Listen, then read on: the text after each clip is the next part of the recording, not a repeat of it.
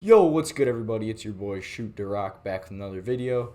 And as you can see, it's been a bit of a minute since I've had a video on this channel, but we are back today.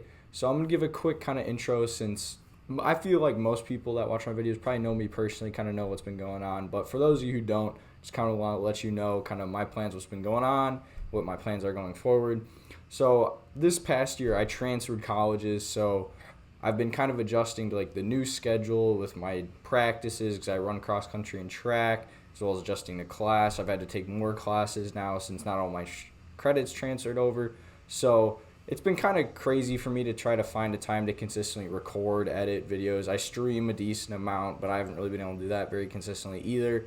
But I'm hoping that's going to change recently or soon. So I plan on very soon launching a new channel where I do more sports talk videos like this one. I'm going to hopefully do some videos with my friend Peter, who started his own channel. I'll link that down below so you guys can check that out. And that's kind of what inspired me to do today's video. So let's get into it. So today I'm going to be looking at what's been going on in the Big Ten basketball here with about a little less now than 3 weeks till Selection Sunday. So March Madness, one of my favorite times of the year. It's right around the corner. The Big Ten's been probably one of the most competitive conferences all year. As of right now, they have 9 teams projected to make the Big Ten or the NCAA tournament, according to Joe Lunardi.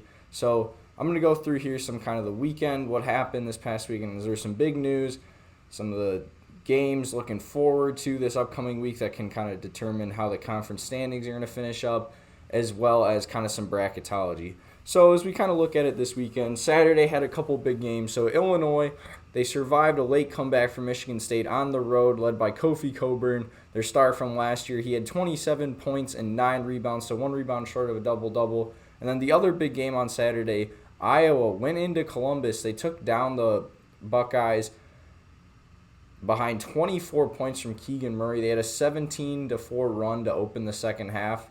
That's really what closed the deal for them. Purdue, they ended Rutgers' 4-game winning streak on Sunday versus ranked opponents. There's some really cool poster dunks in that game by Jaden Ivey and Cliff Amumori. I probably messed that up. So go check those out if you haven't. I'll link them down below, or maybe I'll even put a clip of them up. And then kind of the big news was Wisconsin. They won 77-63 at home against Michigan. There was a late timeout called in that game by Wisconsin head coach Greg Gard that Michigan head coach JUWAN Howard was not a big fan of, and that kind of led to a verbal altercation between the two in the handshake line, which then escalated into JUWAN Howard hitting one of Wisconsin's assistant coaches. So it was announced today, or at least on Monday when I'm recording this, that Howard's going to be suspended 5 games for the remainder of the regular season. In my opinion, that's probably a good suspension.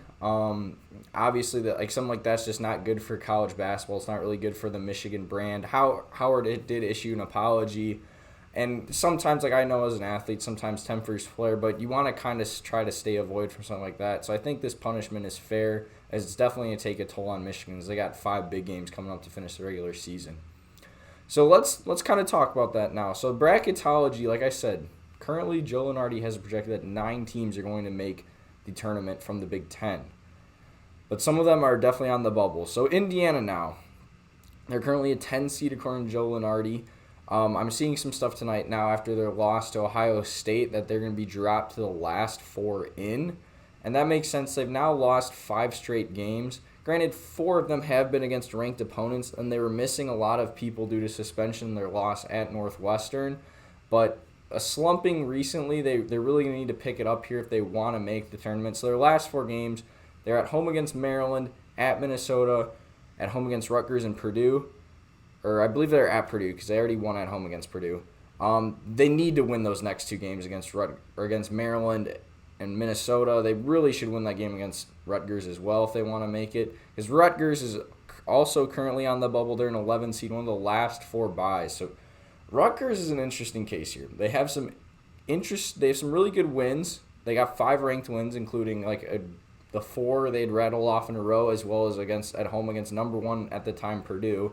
But then they also have some bad losses to DePaul, UMass, Lafayette, and then Purdue, Maryland, and Northwestern, who are the three of the worst teams of the Big Ten this year. One of the few that aren't going to make it. And then another 11 seed Lenardi has him in his last 4 in. Again, that's the most recent article that I read on ESPN, so it might be updated when this video comes out. So, like I said, they're going to have no Juwan Howard for the last 5 games. It's going to be interesting to see how the team responds because those are some big games. They play Rutgers, who's also on the bubble, and then ranked opponents in Illinois. Michigan State's currently unranked, but they're up there. They were ranked last week. Iowa, and then they go on the road to Ohio State, and Ohio State's already beat them. So it's going to be interesting to see. They're going to need to win probably at least 3 of those 5 games if they want to make it. And like I said, it's going to be tough without Juwan Howard. However, like I said, Lenardi has Rutgers and Michigan in, but Jerry Palm, the top bracketologist at CBS Sports, currently has both of them out. So it will be interesting to see what the committee ultimately does with those 2 teams. Now looking to some things we know firmly from the committee. So they released their top 16 teams in the country this season. The Big Ten had 3 teams in those top 16, which were Purdue at a 2 seed, Illinois at a 3 seed, and Wisconsin at a 4. So I really think if the Big Ten's going to have a number 1 seed, it's going to be Purdue, and it's going to take some teams ahead of them to lose. Illinois, Wisconsin probably will be in the 3 or 4 seed range. They could both jump up to 3s. Maybe they'll both drop down to 4s. We'll have to see. And then the other ranked teams that, according to Joe Lenardi right now, or not ranked, but the other seeded teams, according to Joe Lenardi, are Ohio State and Michigan State, both at 5 seeds, and then Iowa's a 7 seed. So that's obviously his personal thinking what the committee's going to do, because in that latest AP poll, Ohio State and Iowa were 22nd and 25th respectively, while Michigan State was unranked. So, like I said, it's going to come down a lot to these last couple weeks as these teams are really competitive. As right now in the conference tournament, the teams that would have byes would be Purdue, who's in first by a half game with a 13-4 conference record. Illinois and Wisconsin are both a half game back at 12-4 in conference. And then Ohio State is now 10-5 in conference, 2 games back of Purdue, but a half game up on Rutgers for that last bye. So Rutgers is a half game back because they're 10-6, so they've played 1 more game than Ohio State in conference. They only have 4 left. And then Michigan State also has 5 games left, but they are a full game back of Ohio State, and those 2 teams do not play anymore this season. So kind of to wrap it up, I'm just going to preview some of the notable games happening this week in the Big Ten. So on Wednesday, Rutgers heads to Michigan. So back on January 4th, Rutgers won the meetings between these 2 teams at home 75-67. So like I said, both these teams are currently on the bubble, just in if not out. So this is going to be a big game. Honestly, whoever wins this game could be the team that makes it, and the loser might miss. I think this first game, at least, Michigan will rally kind of behind having no Juwan Howard, and I think they'll win that game. Thursday, we have our first ranked meeting of the week, and it's also the first meeting between these 2 teams. Ohio State heads to Champaign. They're going to take on Illinois. So as I mentioned, 22nd ranked Buckeyes, 15th ranked Fighting Illini. Should be a good matchup. Coburn versus Liddell. There's a lot of good star players on both teams. I think it could be a close one. I'm going to say probably Illinois takes it, though. This is going to be my pick for now. On Thursday, also, Maryland heads to Indiana. So like I said, Indiana's been slumping recently. They really need a win in this game. They did beat Maryland already on the road by 13 points back on January 29th. So like I said, they need a win. I think they're going to get it done this game. I see Indiana getting the win. Then Saturday, we got two big games. Purdue and Michigan State, their first meeting. And it's kind of notable, Purdue, 3 of their 4 losses have come on the road this year. So this could be a potential upset for them. I think Michigan State, I'm going to say it. I'm going to say they pull off the upset. And then the other notable game, Wisconsin heads to Rutgers. So Rutgers did actually win on the road against the Badgers on February 12th, 73-65. That one's kind of a toss-up for me since Rutgers did win the first meeting. I think Wisconsin can kind of learn from their mistakes, and they're going to come back and win that game. So that's going to be 2 losses for this week for Rutgers if my predictions are true, which could be kind of hurtful for them. And then finally on Sunday, to wrap it up, Illinois heads to Michigan. So they're going to be coming off their game. Both teams will be coming off big games. Illinois won the first meeting by 15 points at home on January 15th. That one, like I said, I think it's going to kind of come down to the momentum both teams are coming in with, so I'm not going to make a pick for that one.